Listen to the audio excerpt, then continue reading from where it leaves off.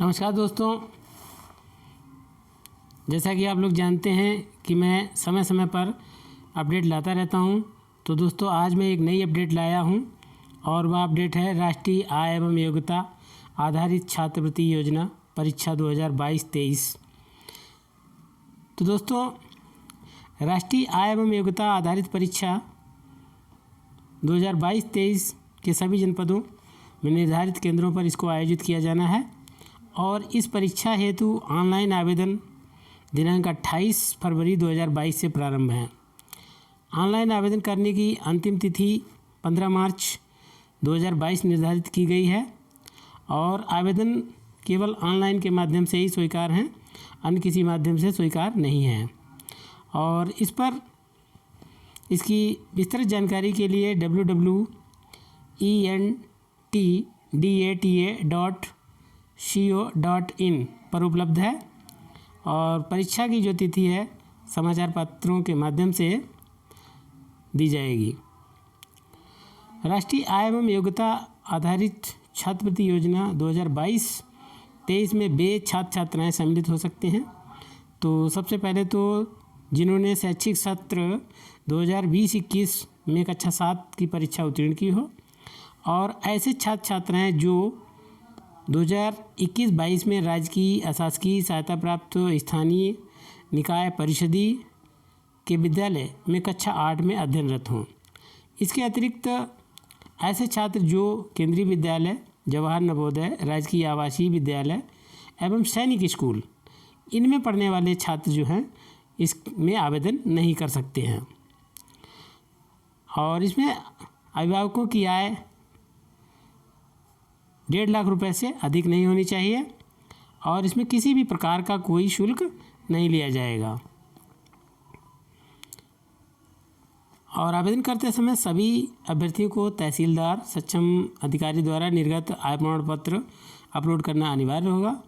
इसके अलावा अनुसूचित जाति, अनुसूचित जनजाति और पिछड़ा वर्ग और चुनौतीग्रस्त श्रेणी स्वतंत्रता संग्राम सेनानी और अभ्यर्थियों को निर्धारित प्रारूप पर सक्षम अधिकारी द्वारा निर्गत आरक्षण संबंधी प्रमाण पत्र भी अपलोड करना होगा। प्रमाण पत्र ऑनलाइन आवेदन की अंतिम तिथि के पूर्व का बना होना चाहिए और आवेदन पत्र के साथ आरक्षण प्रमाण पत्र अपलोड न करने पर सामान्य श्रेणी में माना जाएगा। और आवेदन पत्र में परीक्षा से संबंधित सभी सूचनाएं और जो भी निर्देश हैं वो सारे अंकित हैं। अब आइए इसकी वेबसाइट पर चलते हैं। तो वेबसाइट पर आने के बाद सर्वप्रथम हम रजिस्ट्रेशन स्टेप 1 में रजिस्ट्रेशन को टिक करेंगे। तो इसमें राष्ट्रीय आय एवं योग्यता आधारित छात्रवृत्ति योजना परीक्षा 2022-23 आवश्यक निर्देश इसमें हैं। तो जैसा कि बताया जा चुका है कि कक्षा 7 उत्तीर्ण परीक्षा की हो 2020-21 में और वही सहायता प्राप्त अशासकीय परिषदीय उनमें कक्षा 8 में छात्र पढ़ रहा हो और इसमें आवेदन की अंतिम तिथि 15 मार्च 2022 है। ये सारे आवश्यक निर्देश हैं। उसके बाद परीक्षार्थियों के लिए कुछ आवश्यक निर्देश हैं। तो पहला निर्देश है कि इस परीक्षा में वे ही छात्र सम्मिलित हो सकते हैं जिन्होंने 2020-21 में कक्षा 7 की परीक्षा 55% से उत्तीर्ण की हो, लेकिन अनुसूचित जाति और अनुसूचित जनजाति के वर्ग के छात्रों के लिए 5% की छूट है। लेकिन 2020-22 सत्र हेतु 2021-22 में जो कक्षा 8 के सभी जो छात्र हैं और जिन्होंने कक्षा 7 उत्तीर्ण किया है उन्हें राष्ट्रीय आय एवं योग्यता आधारित छात्रवृत्ति में बैठने की अनुमति दी जाती है। और इसके अलावा कोविड-19 महामारी के कारण इस वर्ष परीक्षा में भी छूट दी गई है। और वर्तमान सत्र में 2021-22 में राजकीय स्थानीय निकाय अशासकीय सहायता प्राप्त विद्यालयों में कक्षा 8 में पढ़ रहे छात्र छात्राएँ इसमें आवेदन कर सकते हैं। उसके बाद जब इस परीक्षा में चयन उपरांत कक्षा 9 में अध्ययनरत फ्रेश एवं कक्षा 10, 11, 12 में अध्ययनरत नवीनीकरण हेतु आहार लाभार्थियों को छात्रवृत्ति क्लेम करने हेतु www.scholarship.gov.in नेशनल स्कॉलरशिप पोर्टल पर डाटा स्वयं अपलोड करना होगा। और ये डाटा जो है एक निर्धारित तिथि के बीच खुलता है, उस दौरान ही अपने सभी जितने भी छात्र हैं उनको अपना डाटा अपलोड करना होगा। अगर वो अपलोड नहीं करते हैं तो उसके लिए वो स्वयं जिम्मेदार होंगे और उसका बाद में कोई भी क्लेम नहीं किया जा सकता है। जब ये डाटा अपलोड हो जाएगा उसके बाद संबंधित विद्यालय के जो प्रधानाचार्य हैं, प्रधानाध्यापक हैं एवं जिला विद्यालय निरीक्षक जो आपने डाटा अपलोड किया है उसको वो सत्यापित करेंगे। और जब परीक्षा में चयनोपरांत कक्षा 9-10 में उन्हीं छात्रों को जो छात्रवृत्ति देय होगी जिनका डाटा सत्यापित होगा। जो कक्षा 9-12 के राजकीय स्थानीय निकाय अशासकीय सहायता प्राप्त जो निरंतर रूप से संस्थागत रूप से अध्ययन है उन्हीं का ही क्या नाम छात्रवृत्ति के लिए मान्य होंगे।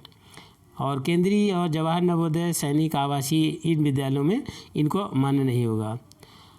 अब आता है कक्षा 8, 9 एवं 11 की परीक्षा न्यूनतम 55% एवं 10वीं की परीक्षा 60% अंक से उत्तीर्ण की हो और SC और ST इनके लिए 5% की छूट दी गई है।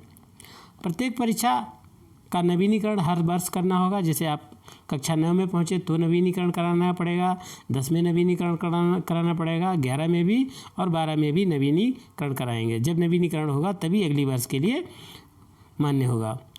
इस छात्रवृत्ति के अतिरिक्त किसी अन्य कोई लाभ ले रहे हैं, कहने का तात्पर्य है कि एक छात्र को एक ही छात्रवृत्ति प्राप्त हो सकती, दो योजनाओं का लाभ नहीं मिलेगा। और जो भी सफल एवं फ्रेश हैं उनको ही आहार परीक्षा हेतु अपने खाते से अपने आधार को भी लिंक करना अनिवार्य है। अब आते हैं कि परीक्षा में सम्मिलित होने के लिए क्या क्या निर्देश हैं। तो सबसे पहले तो अपना प्रवेश पत्र डाउनलोड करके उसकी प्रति अपने पास रख लें और परीक्षा में आधे घंटा पूर्व पहले पहुँचें और जो आपकी अनुक्रमांक वाली शीट है वहाँ पर अपना स्थान ग्रहण कर लें।